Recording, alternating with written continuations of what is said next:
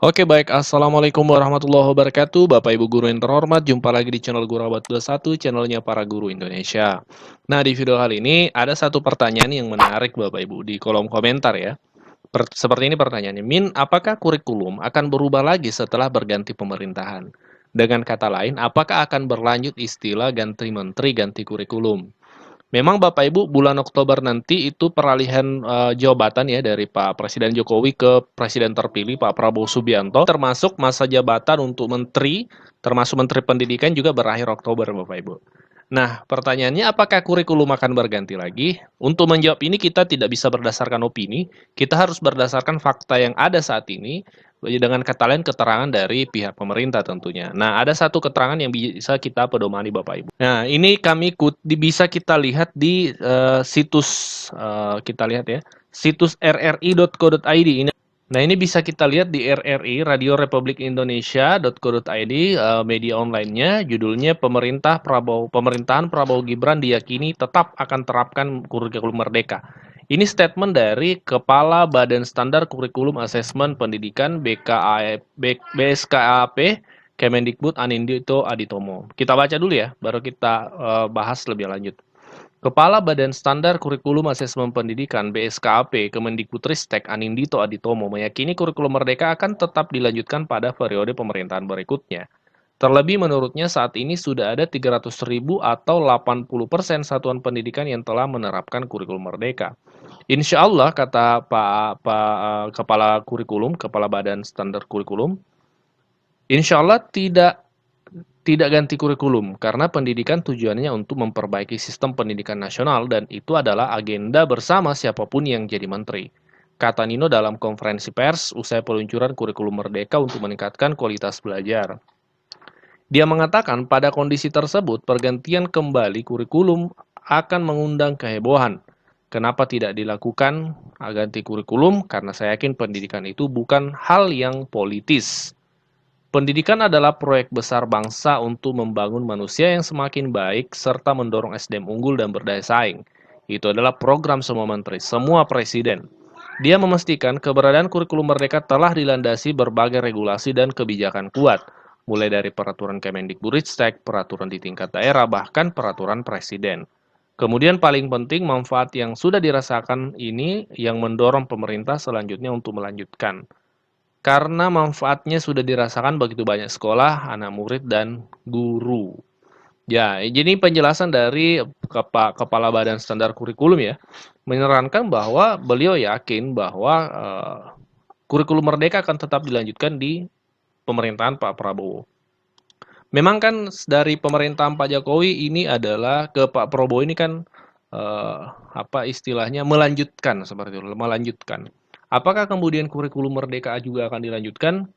Kalau berdasarkan dari keterangan Kepala Badan Standar Kurikulum akan dilanjutkan. Tapi menurut kami ini bisa saja berubah. Karena setiap menteri itu pasti ada kebijakannya, setiap presiden pasti ada kebijakannya, bisa saja berubah total, bisa saja berubah ya, berubah 50%, bisa saja berubah 25% dan seterusnya. Nah, ini menarik untuk kita tunggu nih update-nya dari pemerintahan Pak Prabowo. Tidak lama lagi kita akan mengetahui jawaban pasti, karena 1 bulan lagi itu akan pelantikan presiden baru, dan otomatis kabinet baru juga akan dibentuk. Nah, termasuk dalam hal ini Menteri Pendidikan. Apakah tetap Pak Nadiem, ataukah Menteri baru?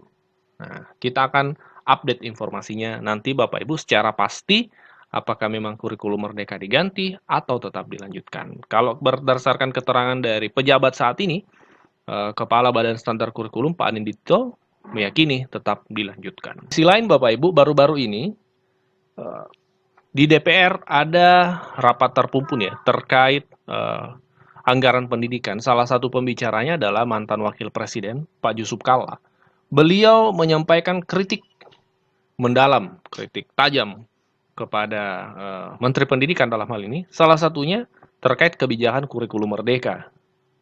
Nah, ada pernyataan beliau yang kami juga secara langsung putarkan videonya di video sebelumnya yang kami upload, boleh Bapak Ibu cek. Di situ ada pidato langsung dari Pak JK. Beliau menyatakan seperti ini, tidak merdeka saja tidak belajar, apalagi merdeka. Nah, ini pernyataan Pak JK terkait kurikulum merdeka. Nah, ini pernyataan beliau menyoroti kurikulum merdeka. Ya, terkait kurikulum merdeka, sebenarnya tanggapan Bapak Ibu di lapangan seperti apa? Boleh kita sharing informasi, sharing pendapat di kolom komentar. Bapak Ibu pelaku di lapangan, guru-guru di lapangan, boleh dicantumkan di kolom komentar seperti apa tanggapannya terkait kurikulum merdeka selama ini. Penerapannya seperti apa, atau ada kendala atau seperti apa, cantumkan semua di kolom komentar. Kita ketemu di kolom komentar, Bapak Ibu. Sebuah kampus merdeka, kurikulum merdeka, apa merdeka? Tidak merdeka aja tidak belajar, apalagi merdeka. Sebuah kampus merdeka, kurikulum merdeka, apa merdeka? Tidak merdeka aja tidak belajar, apalagi merdeka.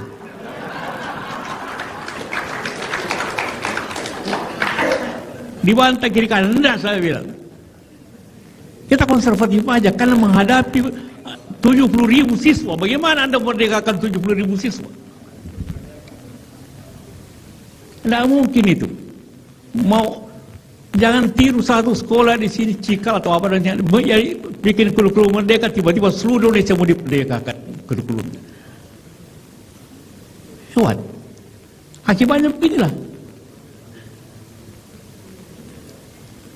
Dia Cina, dia India. India itu orang gemetaran kalau biar aja dulu. Saya bilang biar aja anak itu stres kalau menikah. Berapa sih stres paling tinggi 1%. Tapi lebih stres lagi kalau dia ada kerjaan. Kita memang luar biasa ide. Bikin SMK, 15.000 SMK sekarang di Indonesia. 10.000 swasta, 5.000 pemerintah. Tapi 75% KD di lapangan golf di tamatan SMK. Siapa main golf boleh tanya, saya sekali kau tamat apa? SMK. 75% dari 4 KD, 3 tamat SMK. Itu artinya yang mana salah? Ekonomi salah atau pendidikan salah? Dua-duanya salah. Ekonomi kita tidak berkembang, akhirnya mereka sekolah SMK tidak ada kerjaan. Atau mereka tamat asal tamat sehingga tidak bisa bekerja mengembangkan ekonomi. Jadi itulah yang terjadi kemudian dari sisi pandang kita semuanya.